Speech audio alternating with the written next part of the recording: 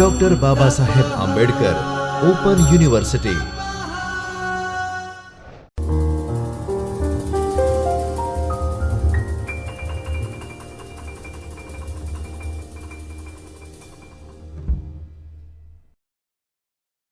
Season's greetings dear students.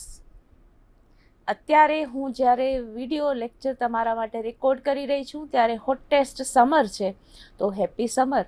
પણ જ્યારે તમે શક્ય છે કે આ લેક્ચર વ્યાખ્યાન તમે અટેન્ડ કરો અથવા તો સાંભળો અને જુઓ યુટ્યુબ પર, ત્યારે કોઈક બીજી સિઝન હોય, વિન્ટર હોઈ શકે અને બહાર ધોધમાર વરસાદ પડતો હોય, એ ઋતુમાં પણ તમે આ લેક્ચર અટેન્ડ કરતા હો. ઋતુમાં ફેરફાર થવો એ શક્ય છે, પણ જે ફેરફાર થાય છે એમાં બેલેન્સ હોવું જોઈએ. પણ કેટલીક બાબતો એવી છે, આપણા ઇકોનોમિક્સનો જો ઉલ્લેખ કરીએ તો કે એમાં કોઈ ફેરફાર થતો નથી. એવું જ એક થિયરીની બાબતોમાં છે કે આપણી ઘણી બધી થિયરીમાં ચેન્જ થતો નથી. દાખલા તરીકે આપણે આજે જે અભ્યાસ કરવાના છીએ એ છે વ્યાજના સિદ્ધાંતો. વ્યાજ એટલે શું? તમે કહેશો કે વ્યાજ એટલે આપણે જ્યારે નાણાંનું રોકાણ કરીએ છીએ ત્યારે આપણને બદલામાં જે બેંક આપે છે એ વ્યાજ કહી શકાય. જ્યારે પણ આપણે મૂડી રોકાણ કરીએ છીએ, કોઈ કંપનીના શેર પરચેસ કરીએ છીએ, તો કુલ મળીને જે વળતર મળે છે એ વ્યાજ છે. અથવા તો આપણે જ્યારે ઉધાર લઈએ છીએ, આપણે મકાન માટેની લોન લઈએ છીએ, વાહન માટેની લોન લઈએ છીએ, તો મૂળ કિંમત ઉપરાંત જે આપણે ચૂકવણું કરીએ છીએ એ વ્યાજ છે. પણ નહીં, હું ફરીથી તમને પૂછું છું કે વ્યાજ શું છે? તો વ્યાજ એટલે શું એ આપણે એક ઇકોનોમિક્સના સ્ટુડન્ટ તરીકે અલગથી કહીએ તો આપણે આજે જે અભ્યાસ કરવાના છીએ એ વ્યાજના સિદ્ધાંતોનો કરવાના છીએ. અને શરૂઆતમાં મેં જે તમારી સાથે વાત કરી કે સમર સિઝન, વિન્ટર સિઝન, આ બધી સિઝન્સ, પણ જ્યારે એમાં ઇમ્બેલેન્સ ઊભું થાય ત્યારે આપણે એમાં ફેરફાર થાય છે.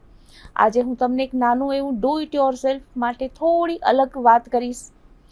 તમને ખ્યાલ છે કે જ્યારે ક્લાઇમેટ ચેન્જ થાય છે ત્યારે વાતાવરણમાં કેટલો બધો ફેરફાર થાય છે અને એના કારણે અર્થતંત્ર ઉપર કેટલો ફેરફાર થાય છે.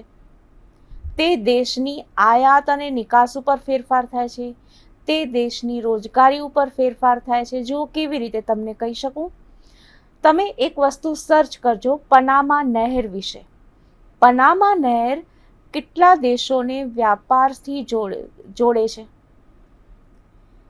એ પનામા નહેર ક્લાઇમેટ ચેન્જને કારણે સુકાવા લાગી છે, એટલે પાણીના તળ ઊંડા ગયા છે, એમાં મોટા મોટા શિપ નથી લઈ જઈ શકાતા, એટલે આંતરરાષ્ટ્રીય વ્યાપારને ઘણો જ ફટકો પડ્યો છે. વ્યાપારને ફટકો પડવાથી તે દેશના આયાત અને નિકાસ ઉપર ફટકો પડ્યો છે. જે દેશમાંથી નિકાસ થતી હોય તે નિકાસ અટકી જાય તો તે દેશની રોજગારી ઉપર અસર થાય છે. તો આવી રીતે ક્લાઇમેટ ચેન્જને કારણે પનામા નહેર સુકાવા લાગી અને એને કારણે કઈ રીતે રોજગાર ઉપર અસર થાય છે.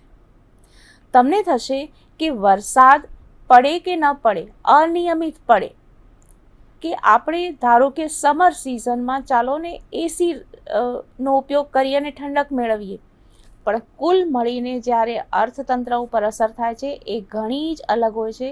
કદાચ હવે આપણે એ દિશામાં વિચારી ન શકતા હોઈએ તો પણ એ આપણે સ્વીકારવું તો પડે.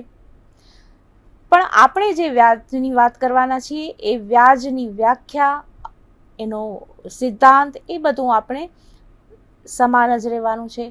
તો કેટલીક થિયરી સમાન રહે છે અને કેટલીક થિયરીમાં અસર થાય છે, ફેરફાર થાય છે. તો આ છે આપણું અર્થશાસ્ત્ર. આગળ આપણે જોઈએ તો વ્યાજના સિદ્ધાંતો.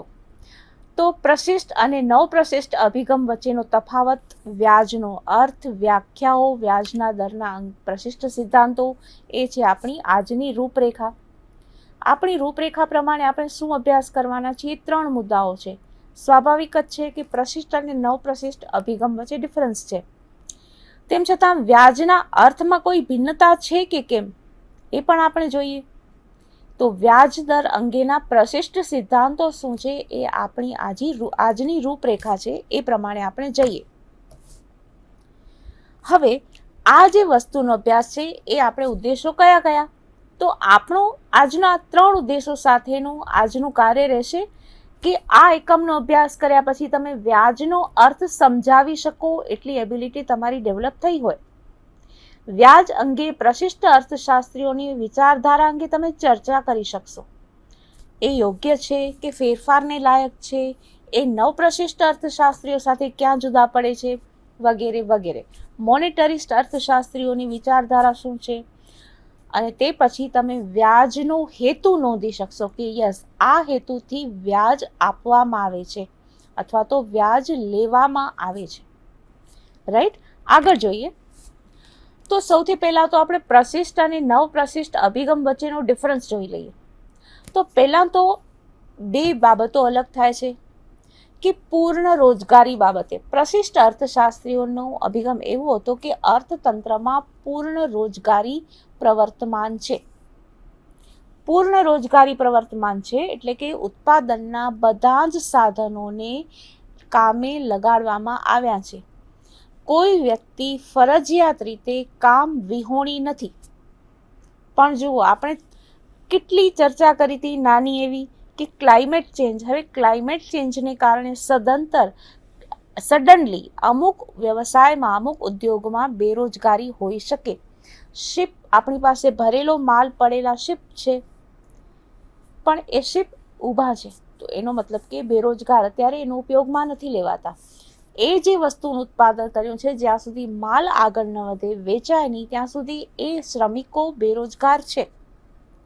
તો તેમ આ બધી બાબતો, ઘણી બધી બાબતો એ પ્રશિષ્ટ અર્થશાસ્ત્રીઓમાં હતી નહીં.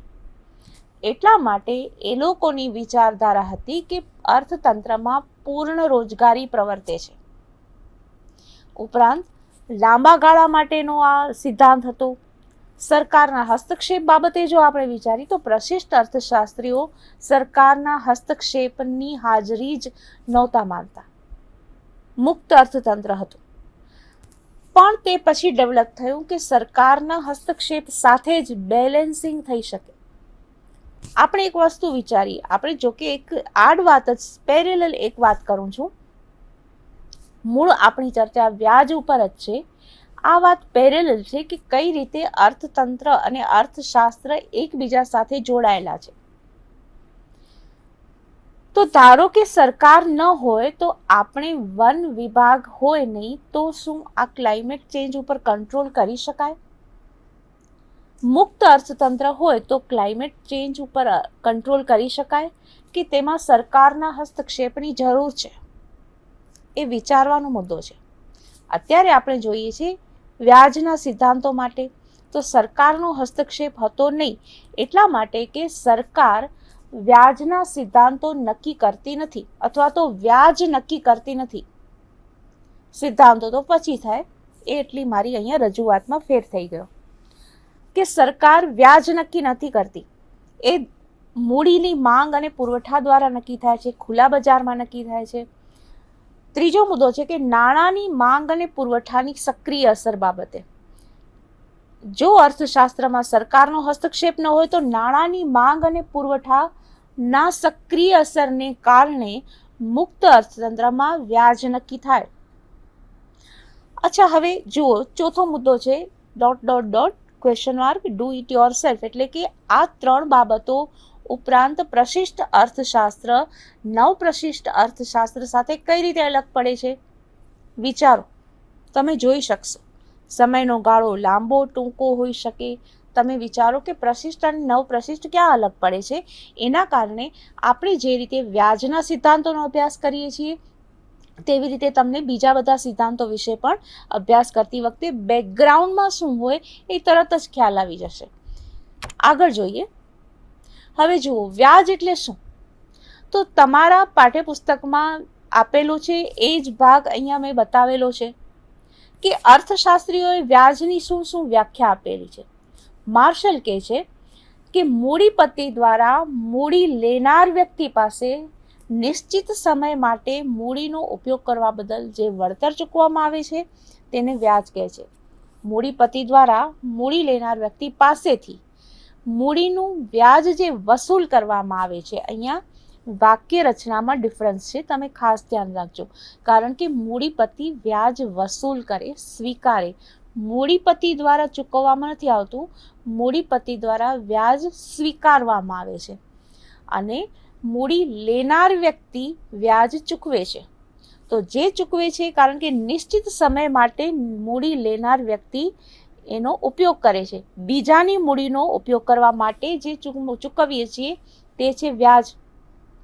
સોલિઝોન શું કહે છે કે વ્યાજ એ મૂડી ભંડોળમાંથી મળતું વળતર છે.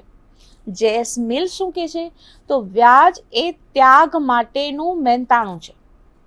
હવે આ ટૂંકમાં જોઈએ તો દરેક વ્યાખ્યાનો સાર એ છે કે મૂડી વાપરવાની કિંમત છે, જે મૂડીપતિને મૂડીના ત્યાગના બદલામાં મળે છે. થોડોક સમય હું મારી મૂડી કોઈ બીજાને ઉપયોગ માટે આપું છું, મતલબ કે હું મારી મૂડીનો ત્યાગ કરું છું, તો બદલામાં કંઈક મેળવવાનો મને અધિકાર છે. તો એ જે હું મેળવું છું એ છે વ્યાજ. તો થોડા સમય માટે મારી મૂડીનો ત્યાગ કર્યો અને બીજી વ્યક્તિએ મારી મૂડીનો ઉપયોગ કર્યો નિશ્ચિત સમય માટે. એ જે ચૂકવે છે એ મને જે ચૂકવે છે, કારણ કે મારી મૂડી છે તો એ વ્યાજ છે. તો આ છે વ્યાજ એટલે શું. હવે આપણો જે મૂળ વ્યાખ્યાનનો સાર છે, એસેન્સ છે, એ છે વ્યાજ દર અંગેના પ્રશિષ્ટ સિદ્ધાંતો. પહેલો મુદ્દો શું લખેલો છે? બિન નાણાકીય કે વાસ્તવિક પરિબળો વ્યાજ દર નક્કી કરવામાં મહત્વનો ભાગ ભજવે છે. હવે કયા કયા બિન નાણાકીય પરિબળો હોય? કે નાણાકીય પરિબળો એટલે કે નાણાંનું પ્રમાણ અને નાણાંની માંગ અને નાણાંનો પુરવઠો. પણ અહીંયા એ બાબત નથી, બિન નાણાકીય છે, નાણાંથી નહીં પણ વસ્તુની દ્રષ્ટિ એટલે કે વાસ્તવિક પરિબળો. તો કયા વાસ્તવિક પરિબળો વ્યાજ દર નક્કી કરે છે? તો જોઈએ તો કે નાણાકીય પરિબળો એટલે નાણાંની માંગ અને પુરવઠો. તો આ તો નહીં, નાણાંનું પ્રમાણ એટલે કે નાણાંનો પુરવઠો. અર્થતંત્રમાં કેટલું રોકડ નાણું છે, અર્થતંત્રમાં કેટલું તરત જ ખર્ચ કરી શકાય એટલું નાણું છે, અર્થતંત્રમાં કેટલું નાણું તરત જ ઉધાર મળી શકે એમ છે, કેટલું નાણું તરત જ લોન સ્વરૂપે મળી શકે એમ છે. આ બધી નાણાંનો પુરવઠો થયો. તો નાણાંની માંગ એટલે કે કોને કોને ઉધાર નાણું જોઈએ છે, કોણ કોણ નાણું ખર્ચ કરે છે, એ નાણાંની માંગ. તો નાણાંની માંગ અને પુરવઠો એ નાણાકીય પરિબળો છે. પણ અહીંયા બિન નાણાકીય બાબત વાત કરીએ છીએ. તો બિન નાણાકીય પરિબળો શું? તો કે આ બધા છે એ બિન નાણાકીય પરિબળો થયા. સૌથી પહેલાં તો આત્મસંયમનો સિદ્ધાંત છે, પ્રતીક્ષાનો સિદ્ધાંત છે, સમય પસંદગી, મૂડીની માંગ અને પુરવઠાનો સિદ્ધાંત, ધિરાણ ભંડોળની માંગ અને પુરવઠાનો સિદ્ધાંત. જો આમાં ક્યાંય પણ નાણું નથી. આત્મસંયમનો સિદ્ધાંત એટલે શું? આમાં ક્યાંય પણ સેલ્ફ કંટ્રોલની બાબત છે. કઈ કઈ રીતે આ બિન નાણાકીય પરિબળો વ્યાજનો દર કેવી રીતે નક્કી થાય આગળ આપણે જોઈએ. આ પ્રશિષ્ટ સિદ્ધાંતોનો આપણે અભ્યાસ કરીએ છીએ, એ ખાસ ધ્યાનમાં રાખજો. 9 પ્રશિષ્ટ સિદ્ધાંતો અથવા તો જે આધુનિક મોનેટરિસ્ટ ઇકોનોમિસ્ટ કહેવાય છે, નાણાવાદી અર્થશાસ્ત્રીઓ, મોનેટરિસ્ટ ઇકોનોમિસ્ટ, એ શું કહેવાય છે? તો એ લોકો નાણાકીય પરિબળોની ઇમ્પોર્ટન્સ આપે છે કે નાણાંની માંગ અને નાણાંના પુરવઠાથી વ્યાજનો દર નક્કી થાય. પણ પ્રશિષ્ટ સિદ્ધાંતો એટલે કે પ્રાથમિક બહુ પ્રથમ અવસ્થામાં જ્યારે અર્થશાસ્ત્રનો અભ્યાસ શરૂ થયો હતો તે સમયના જે અર્થશાસ્ત્રીઓ છે એ પ્રશિષ્ટ અર્થશાસ્ત્રીઓ કહેવાય છે. એ લોકો નાણાંની માંગ અને નાણાંના પુરવઠાને નહીં પણ બિન નાણાકીય એટલે કે વાસ્તવિક પરિબળોને ઇમ્પોર્ટન્સ આપે છે. કયું? તો કે આત્મસંયમનો સિદ્ધાંત, પ્રતીક્ષાનો સિદ્ધાંત. પણ હવે આને આપણે ડિટેલમાં સમજવું તો પડશે, કારણ કે અચ્છા સેલ્ફ કંટ્રોલથી વ્યાજ દર કેવી રીતે નક્કી થાય? એમાં શું કંટ્રોલ શું કરવાનું છે ખબર જ ન પડી. નાણાંનો પુરવઠો કે નાણાંની માંગ એ બધી બાબતો જ વ્યાજમાં હોય તો કંટ્રોલ એટલે કે નિયંત્રણ શેનું કરવાનું છે? પ્રતીક્ષા કઈ બાબતની છે? તો આ બધી બાબતોનો આપણે અભ્યાસ કરીએ. આગળ જોઈએ તો સૌથી પહેલાં તો આપણે જોઈએ કે આત્મસંયમનો સિદ્ધાંત. આત્મસંયમ શું છે? તો વર્તમાન ઉપભોગનો ત્યાગ કરીને લોકો બચત કરે છે. આપણે શું કરીએ છીએ કે નહીં, હમણાં ખર્ચ નહીં કરીએ, ભવિષ્યમાં કરશું. એટલે કે વર્તમાનમાં ખર્ચ નહીં કરીએ, ઉપભોગ નહીં કરીએ અને આપણે બચત કરીએ છીએ. આ બચતના રોકાણથી લોકોને વ્યાજ મળે છે. આમ વ્યાજ એ આત્મસંયમનો બદલો છે. શેના ઉપર સેલ્ફ કંટ્રોલ આપણે મૂક્યો? તો કે હમણાં ખર્ચ કરવા બાબતે. જ્યારે લોકો અત્યારે જ ખર્ચ કરી નાખે છે, ઘણા લોકોને સેલેરીનું ફર્સ્ટ વીક સારું જાય, પણ જ્યારે સેલેરીના સેકન્ડ, થર્ડ અને ફોર્થ વીક આવે ત્યારે એ બધી બાબતો એને નાણાંની અછત વર્તાય છે. પણ ઘણા લોકો સેલ્ફ કંટ્રોલ રાખી શકે છે. હમણાં તરત જ ખર્ચ નથી કરવાનો એ લોકોની જરૂર ઊભી થતી, અથવા તો જરૂર ઊભી થાય તો પણ કંટ્રોલ કરી શકે છે. તો વર્તમાન ઉપભોગનો ત્યાગ કરીને લોકો બચત કરે છે. આ બચતના રોકાણથી લોકોને વ્યાજ મળે છે. આમ વ્યાજ એ આત્મસંયમનો બદલો છે. If self control ability is high, rate of interest is low. હવે કઈ રીતે આ આપણે સમજશું. If self control ability is low, rate of, જો અહીંયા ટાઈપિંગ મિસ્ટેક છે, rate of interest will be high, OD નહીં પણ OF. એનો મતલબ શું? આ મુદ્દો સમજવા જેવો છે કે ધારો કે સેલ્ફ કંટ્રોલની એબિલિટી ઊંચી છે, હું સેલ્ફ કંટ્રોલ રાખી શકું છું, તો પછી મને વ્યાજ ઓછું મળશે. પણ જો હું સેલ્ફ કંટ્રોલ ન રાખી શકું, એટલે કે મારી એબિલિટી ઓછી છે, તો રેટ ઓફ ઇન્ટરેસ્ટ વધારે થશે. એનો મતલબ શું? કારણ કે લોકોને કંઈક તો આકર્ષણ આપવું પડશે ને, કે તમે બચત કરો, રોકાણ કરો, તો અમે તમને વધારે વ્યાજ આપશું. વધારે વ્યાજની મળવાની આકર્ષણમાં વધારે વ્યાજ મળશે, એનું આકર્ષણ છે. એટલા માટે સેલ્ફ કંટ્રોલ એબિલિટી ઊંચી જઈ શકે, પણ અત્યારે લો છે, ઓછી છે. એટલા માટે એને આકર્ષવા માટે વ્યાજનો દર વધારવો પડે. પણ ધારો કે બધા સમાજમાં એવા લોકો હોય કે બચત ઓલરેડી કરે જ છે, એ લોકોની કંટ્રોલની એબિલિટી છે જ ઓલરેડી, આપણે કહીએ કે નહીં કહીએ, એ લોકો બચત કરવાના જ છે, તો પછી વ્યાજ ઓછું હોય તો પણ બચત કરશે લોકો. પણ અહીંયા બંને બચતના પ્રમાણ અને વ્યાજના દર વચ્ચે વ્યસ્ત સંબંધ છે. જો લોકો ઓછી બચત કરતા હોય તો બચતનું આકર્ષણ વધારવા માટે વ્યાજનો દર વધારવો પડે. પણ બધા બચત કરે જ છે, તો પછી વ્યાજનો દર વધારવાની જરૂર રહેતી નથી. આમ સેલ્ફ કંટ્રોલ ઉપર વ્યાજ ડિપેન્ડ રાખે છે. આગળ જોઈએ પ્રતીક્ષાનો સિદ્ધાંત. હવે શેની પ્રતીક્ષા કરવાની છે? તો કે વર્તમાન વપરાશને ભવિષ્ય માટે મુલતવી રાખે છે. એટલે કે વસ્તુ તો એક જ છે કે આપણે ભવિષ્યમાં ખર્ચ કરીએ એની પ્રતીક્ષા કરવાની છે. ધનિક લોકો બચત કરતા હોવાથી તેઓએ ત્યાગ કરવો પડતો નથી. રાઈટ. હવે જુઓ, બધા જ લોકો કંઈ ત્યાગ કરીને બચત કરવાની જરૂર નથી હોતી. અમુક લોકોની ઇન્કમ એટલી હોય છે કે એ લોકો પોતાની બધી જરૂરિયાતો પૂરી કરી શકે, ઉપરાંત બચત થાય, તો પછી એ લોકોએ ત્યાગ કરવો નથી પડતો. પણ એ લોકો શું કરે છે કે એ લોકો પ્રતીક્ષા કરે છે કે હું અત્યારે નહીં ને ભવિષ્યમાં ખર્ચ કરું ત્યાં સુધી રાહ જુએ. પણ હવે આ સિદ્ધાંતની લિમિટેશન છે. આ પ્રતીક્ષાનો સિદ્ધાંત હોય કે આત્મસંયમનો, બંનેની એક લિમિટેશન છે, એક મર્યાદા છે, કંઈક અધુરાશ છે. શું? કે માત્ર પુરવઠાને જ મહત્વ આપે છે. હવે ધારો કે ઘણી બધી બચત હોય, લોકો પાસેની બેંકોમાં બચત હોય, બેંક પાસે આવીને લોકો ઘણી બધી બચત કરતા હોય, પણ બેંક પાસે કોઈ લોન લેવા જ ના આવતું હોય તો, એટલે કે બચત કરવા માત્રથી જ વ્યાજ મળતું નથી. આ એની લિમિટેશન છે. આ બધી બાબતોને 9 પ્રશિષ્ટ સિદ્ધાંતોમાં દૂર કરવામાં આવી છે, પણ તેમ છતાં આપણે અત્યારે પ્રશિષ્ટ સિદ્ધાંતોનો અભ્યાસ કરીએ છીએ, એટલે આપણે આ સિદ્ધાંતો ઉપર થોડી વધુ ચર્ચા કરીએ છીએ. તો સિદ્ધાંતની મર્યાદા છે કે માત્ર પુરવઠાને જ મહત્વ આપે છે, કે લોકો બચત નહીં કરે તો વ્યાજ નહીં મળે. પણ ઘણી વખત એવું હોય છે કે લોકો બચત કરે છતાં પણ વ્યાજ ન મળે. લોકો પ્રતીક્ષા કરવા તૈયાર હોય, લોકો સેલ્ફ કંટ્રોલ માટે તૈયાર હોય, છતાં વ્યાજ ન મળે. કેમ? કારણ કે કોઈ લોન લેવા આવતું જ નથી, કોઈ ઉધાર લેવા આવતું જ નથી, કોઈ બીજી વ્યક્તિને બીજાની મૂડી ઉપયોગ કરવાની જરૂર જ નથી. હું મૂડી આપવા તૈયાર છું, મારી પાસે બચત છે, પણ મને વ્યાજ કોણ આપશે? મારી મૂડી કોઈ બીજા ઉપયોગ કરવાના જ નથી. જો મારી મૂડી કોઈ બીજા ઉપયોગ કરે તો મને વ્યાજ મળે. રાઈટ. પણ હજી એ પાસાનો વિચાર કરાયો જ નથી પ્રશિષ્ટ સિદ્ધાંતોમાં, કે માત્ર મૂડીનો પુરવઠો આપવાવાળું જ નહીં, પણ મૂડી લેનાર વ્યક્તિ વ્યાજ આપે છે. જો કોઈ લેનાર જ નહીં હોય તો વ્યાજ ક્યાંથી નક્કી થશે? એટલા માટે આ એક પક્ષીય સિદ્ધાંત છે. પૂર્ણ હરીફાઈનું અવ્યવહારુ અનુમાન છે. પૂર્ણ હરીફાઈ એટલે કે દરેક વ્યક્તિ અહીંયા વ્યાજની ચર્ચા કરે છે કે તમે કેટલા વ્યાજના દરે મને મૂડી ઉધાર આપશો. ફરીથી બીજા કોઈને પણ પૂછી શકે કે આ બેંક મને કેટલા વ્યાજના દરે મૂડી આપશે.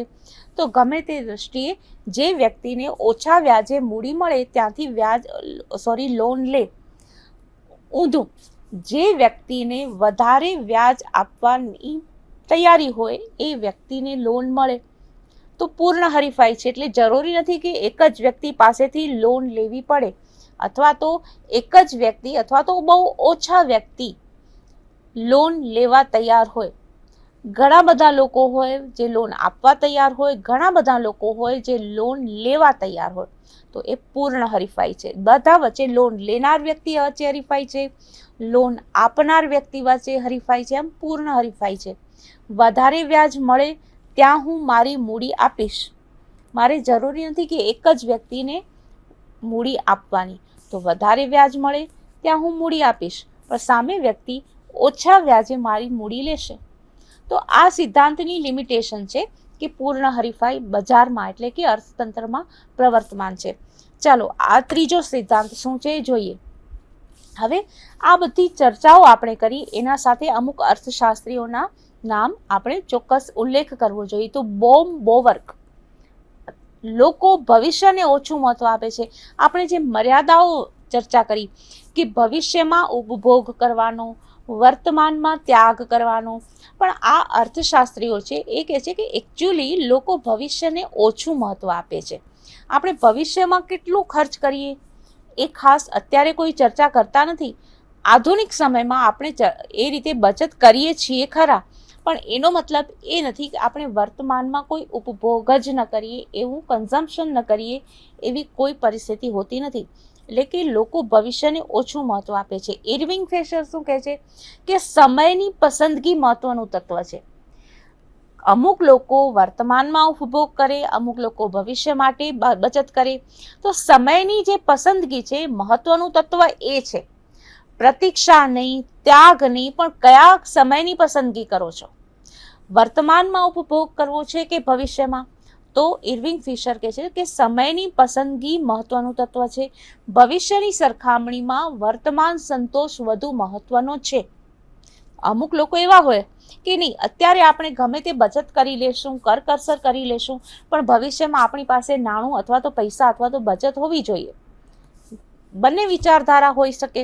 અમુક લોકો વર્તમાનમાં જ જીવવા માટે આનંદ રાખતા હોય ને અમુક લોકો એમ પણ કે આપણે અત્યારે જે જીવન ધોરણ છે એ ભવિષ્યમાં પણ જીવન ધોરણ જળવાઈ રહે, એટલા માટે આપણે અત્યારે બચત કરીએ. અત્યારે થોડી કરકસર કરી શકાશે તો ભવિષ્યમાં ખર્ચ કરી શકાશે. તો કયા પ્રકારનો સમય અથવા તો કયો સમય પસંદ કરીએ છીએ, વર્તમાન કે ભવિષ્ય, એના ઉપર આધાર છે. જો વ્યાજ આપવામાં ન આવે તો લોકો બચત કરવાને બદલે વર્તમાનમાં જ ખર્ચ કરશે. જે આપણે આગળ ચર્ચા કરી ને કે લોકો જો કંટ્રોલેબિલિટી એટલે કે બચત કરવાની વૃત્તિ અથવા તો ક્ષમતા ન હોય તો વર્તમાનમાં જ ખર્ચ કરી નાખશે. એવું ન કરે, ભવિષ્ય માટે પણ થોડું બચાવે, એટલા માટે વ્યાજ આપીએ છીએ. અત્યારે ને ત્યારે ખર્ચ ન થાય, વર્તમાનમાં જ ન થાય, ભવિષ્ય માટે પણ રાખે એટલા માટે વ્યાજ અપાય છે. જો વ્યાજ ન અપાય તો લોકો બચત કરવાને બદલે વર્તમાનમાં જ ખર્ચ કરી નાખશે. અને ધારો કે મૂડી લે, આપણે બીજાને મૂડી આપીએ પણ બદલામાં કંઈ મળતું ન હોય તો પણ કંઈ આપણે બચત એને આપીએ નહીં. કંઈક પણ આપીએ, વર્તમાન અને ભવિષ્ય વિશે પસંદગી કરીએ કે ન કરીએ, પણ આપણે આપણી માલિકીની વસ્તુ અથવા તો આપણું, દાખલા તરીકે આપણે કોઈનું મકાન આપણે રેન્ટ પર આપતા હોઈએ, કોઈને વાહન રેન્ટ પર આપતા હોઈએ, તો આ એક વળતર પણ છે કે વર્તમાન અને ભવિષ્ય વિશે પસંદગી કરીએ કે ન કરીએ. ધારો કે આપણે કોઈને આપણી મૂડી આપીએ છીએ પણ બદલામાં વ્યાજ મળે જ નહીં, તો કોઈ બચત કરશે નહીં. એટલું જ નહીં, પણ કોઈ મૂડી આપશે જ નહીં. બચત કદાચ કરશે પણ કદાચ મૂડી નહીં આપે, પોતે ઉધાર મૂડી રોકાણ નહીં કરે. જો વ્યાજ મળવાનું જ ન હોય તો મૂડી રોકાણ કરશે નહીં. આગળ જોઈએ. આ સમય પસંદગીના સિદ્ધાંતના આપણે જે બે અર્થશાસ્ત્રીઓની ચર્ચા કરી, એ લોકો શું કહે છે કે લોકો ભવિષ્ય કરતાં વર્તમાનને વધુ મહત્વ આપે છે અને ભવિષ્યના ઉપભોગને વર્તમાન સમાન કરવા માટે જે વળતર ચૂકવવાનું થાય તે વ્યાજ છે. એટલે કે અત્યારે જે વર્તમાનમાં એ લોકો ઊભો કરે છે એટલું જ એ લોકોને આકર્ષણ, ઓકે, એટલું સેટિસ્ફેક્શન મળશે, એના બદલામાં અત્યારે વ્યાજ મળવું જોઈએ. હું અત્યારે બચત કરું છું કારણ કે ભવિષ્યમાં વધેલા ભાવ, અત્યારે હું દાખલા તરીકે જે ખર્ચ કરું છું એ ભવિષ્યમાં પણ મળી રહે તો મને એટલું જ મને આકર્ષણ રહે. એ આકર્ષણ માટે આપણે ભવિષ્ય માટે વ્યાજ આપીએ છીએ.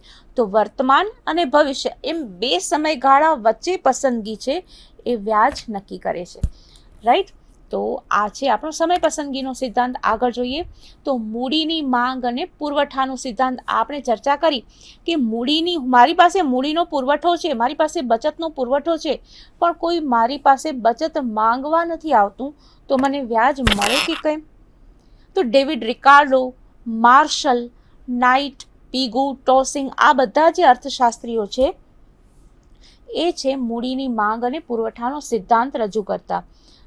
શું કહે છે કે જ્યાં સુધી મૂડીની સીમાંત કાર્યક્ષમતાનો દર વ્યાજના દર કરતાં વધારે હોય ત્યાં સુધી નિયોજક મૂડીની માંગ કરે છે. આટલા જે બધા સિદ્ધાંતો આપણે જોયા કે ત્યાગનો સિદ્ધાંત, પ્રતીક્ષાનો સિદ્ધાંત, સેલ્ફ કંટ્રોલનો સિદ્ધાંત, બધા સિદ્ધાંતો મૂડીના પુરવઠા ઉપર જ ધ્યાન કેન્દ્રિત કરે છે. પણ મૂડીની માંગ જે લોકો કરે છે એ લોકો શું કહે છે કે વ્યાજનો દર ભલે વધારે હોય પણ એનાથી હું વ્યાજે મૂડી લઈને પણ જો મારો વ્યવસાય શરૂ કરું તો એનાથી મારી આવક વધવાની છે અને એમાંથી મને વ્યાજનો દર પેમેન્ટ કરવો ઇઝી પડશે. હવે હું વ્યાજે મૂડી લઈને મારો વ્યવસાય શરૂ કરું પણ મને એમાં લાભ નથી થવાનો, તો એ મૂડીની સીમાંત કાર્યક્ષમતા, હું મૂડી જે લઉં છું વ્યાજે, એની એટલી કાર્યક્ષમતા છે કે મને વધારે બિઝનેસ અપાવે તો હું વધારે વ્યાજ ચૂકવવા તૈયાર છું. પણ હું જે મૂડી લઉં છું એની એટલી કાર્યક્ષમતા નથી, તો એ વ્યાજના દર ચૂકવવા માટે તૈયાર નહીં હોય. તો મૂડીમાં વ્યાજ એટલા માટે, મૂડીનો પુરવઠો ભલે હોય પણ હું રોકાણ નહીં કરું કારણ કે એટલી મૂડી કાર્યક્ષમ નથી. એ મૂડી કાર્યક્ષમ નથી કે મારા વ્યવસાયમાં એનાથી મને લાભ થાય. તો મૂડીની સીમાંત કાર્યક્ષમતાનો દર વધારે હોય, હું એનાથી વધારે રોકાણ કરું, એનાથી વધારે નફો મળે તો મને લીધેલું વ્યાજ પણ પરત કરવામાં વાંધો નહીં આવે. એનો મતલબ કે મૂડી કાર્યક્ષમ હોવી જોઈએ. મૂડીની કાર્યક્ષમતા એટલે કે રોકાણથી કેટલો લાભ થાય, નફો. આગળ જોઈએ હવે મૂડીનો પુરવઠો શું છે? તો લોકોની આવક, જીવન ધોરણ, વ્યક્તિનો સ્વભાવ, રાજકીય પરિસ્થિતિ, વિકાસની કક્ષા, બધા પરિબળો ઉપર મૂડીનો પુરવઠો આધાર રાખે છે. લોકોની આવક વધુ હોય તો મૂડીનો પુરવઠો થાય. જીવન ધોરણ ઘણા સિમ્પલ લાઈફ હોય તો એ લોકો પાસે બચત હોય. વ્યક્તિનો સ્વભાવ, આવક વધારે હોય તેમ છતાં બચત જ ન કરે, એનો સ્વભાવ જ એવો હોય તો મૂડીનો પુરવઠો મળે નહીં. ઘણા લોકોની આવક ઓછી હોય છતાં બચત કરે તો એ લોકો પાસેથી મૂડી મળી શકે. રાજકીય પરિસ્થિતિ અસ્થિર હોય તો લોકો કઈ રીતે ડિસિઝન લેશે, બચત કરશે કે નહીં કરે, એ જે તે વ્યક્તિના અલ્ટિમેટલી સ્વભાવ પર આધાર છે. વિકાસની કક્ષા, જો વિકાસની કક્ષા વધારે હોય તો વધારે ને વધારે વ્યાજ મળી શકતું હોવાથી લોકો વ્યાજ મેળવવાના આકર્ષણથી બચત વધારે કરે છે અને એના બધા ઉપર આ બધા પરિબળો છે કે જેના ઉપર બચત અને મૂડીની માંગ અને પુરવઠાનો આધાર છે. એ છે સિદ્ધાંત. હવે ધિરાણ ભંડોળની માંગ અને પુરવઠાનો સિદ્ધાંત. તો ધિરાણ ભંડોળની માંગ એટલે શું? બધા બચત કરે છે, આપણે પણ બચત કરીએ છીએ, પણ બધી જ બચત આપણે લોન સ્વરૂપે બેંકમાં આપતા નથી. આપણે જે બચત કરીએ છીએ તે બચતમાંથી જ બેંક બીજાને ઉધાર આપે છે. એટલે એકની બચત બીજાને આપે છે. મધ્યસ્થી હોય તે બેંક. પણ આપણી બધી જ બચત એ મૂડી નથી હોતી. જો આપણી બચતમાંથી આપણે બીજાને કેટલું ઉધાર આપીએ છીએ. ધારો કે કોઈ આપણા મિત્ર આપણી પાસેથી લે છે, આપણી પાસે 10,000ની બચત છે રૂપિયાની, તો શું આપણે 10,000 આપણે એને ધિરાણ આપી શકશું? જેટલું ધિરાણ ભંડોળ હોય, આપણી પાસે 10,000ની બચત છે પણ ધિરાણ ભંડોળ 5,000 હોય તો ધિરાણ ભંડોળની માંગ અને પુરવઠાનો સિદ્ધાંત. જો 5,000 ઉપર આપણને 5% ઇન્ટરેસ્ટ રેટ મળતું હોય અને કોઈ વ્યક્તિ છે એને ધિરાણ ભંડોળ 7,000ની જરૂર હોય, તો આપણે શક્ય છે કે એને કહીએ કે જો મને 8% વ્યાજ મળતું હોય તો હું મારું ધિરાણ ભંડોળ વધારું. બીજી સામી વ્યક્તિ કહે છે કે મને 6% મળે તો હું ધિરાણની માંગ કરું. તો ધિરાણ ભંડોળ એટલે કે બચત છે, એ બચત તો છે પણ ધિરાણ પાત્ર છે, એ લોનેબલ છે, લોન આપવા લાયક બચત છે. તો ધિરાણ ભંડોળનો પુરવઠો વધુ તો વ્યાજ દર નીચા. કોઈ એક વ્યક્તિ છે ને 7,000ની લોન જોઈએ છે પણ આપણી પાસે 15,000ની બચત છે, તો આપણે એ ધિરાણ ભંડોળનો પુરવઠો વધારે છે તો વ્યાજ દર ઓછા, અને ધિરાણ ભંડોળની માંગ વધુ તો વ્યાજ દર ઊંચા. તો ધિરાણ ભંડોળની માંગ વધુ હોય તો આપણે વ્યાજ વધારે સ્વીકારાતું હોય છે. તો ધિરાણ ભંડોળની માંગ અને પુરવઠા વચ્ચેનો સંબંધ આપણે જોયો. આગળ આપણે જોઈએ તો અહીંયા જોવાનું છે કે ધિરાણ ભંડોળની માંગ કરે છે કોણ? ધિરાણ ભંડોળનો પુરવઠો કોણ પૂરો પાડે?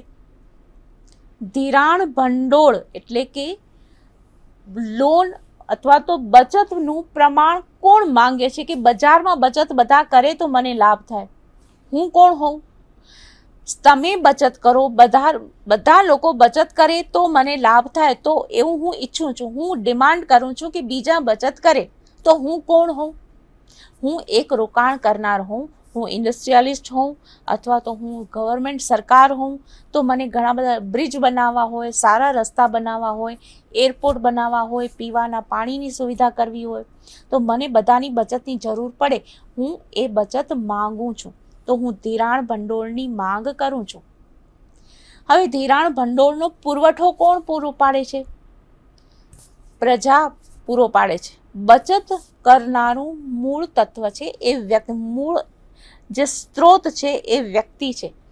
વ્યક્તિ છે, પરિવાર છે, કુટુંબ છે, ખાનગી કંપનીઓ છે, એ બચત કરે છે, જેના બચતથી આપણે આગળનું રોકાણ કામ આગળ વધે છે. તો બચત કરે છે વ્યક્તિ છે. તો ધિરાણ ભંડોળનો પુરવઠો કોણ પૂરો પાડે છે? વ્યક્તિ. અને માંગ કોણ કરે છે? સરકાર પણ રોકાણ માટે માંગ કરી શકે અને વ્યક્તિ પણ રોકાણ માટે માંગ કરી શકે. ધારો કે આપણે ઘરે 2 વ્હીલર લઈએ છીએ, તો આપણે તો પૂરું નાણું નથી આપતા, આપણને ઉધાર મળે છે, તો આપણે એ લોન પર લઈએ છીએ. કોઈ એક બીજી વ્યક્તિ છે એ આપણા માટે પ્રતીક્ષા કરવા તૈયાર છે કે આપણે એને પૂરેપૂરું ચૂકવણું કરીએ, તો એ પ્રતીક્ષા કરે છે. એનો મતલબ કે હું એને પૂરેપૂરું ચૂકવણું કરું ત્યાં સુધી પ્રતીક્ષા કરવા તૈયાર છે, તો એને બદલામાં જે વધારે રકમ ચૂકવાય છે એ વ્યાજ છે. તો ધિરાણ ભંડોળનો પુરવઠો કોણ પૂરો પાડે છે? એ વ્યક્તિ પણ હોઈ શકે, એ બેંક પણ હોઈ શકે. તો આ રીતે ધિરાણ ભંડોળની માંગ અને પુરવઠો એના આધારે વ્યાજ નક્કી થાય છે. તો આપણે જે આખી ચર્ચા કરી એના તમે ઘણા બધા રેફરન્સ તમારે લેવાના છે, તમારે ઘણું બધું રસપ્રદ વાંચન કરવાનું છે. તો તમે અહીંયા બીજું શું કરી શકો? તો તમે પાઠ્યપુસ્તકનો અભ્યાસ કરી શકો, બીજા સંદર્ભમાં પુસ્તકોનો પણ અભ્યાસ કરી શકો, અને જુદી જુદી વેબસાઇટની પણ મદદ લઈ શકો. તમારો જવાબ જે લખો એકદમ સમૃદ્ધ અને રીચ હોય, તો તમારું વ્યાજ વિશે નહીં પણ અર્થશાસ્ત્રના કોઈ પણ મુદ્દા વિશેનું તમારું નોલેજ સરસ થઈ શકે. તમે સારા લખી શકો, સારું લખાણ થઈ શકો. તો વિચારો અને લખો, ઘણું બધું વાંચો, વિચારો અને લખો, અને પછી મારો સંપર્ક કરો.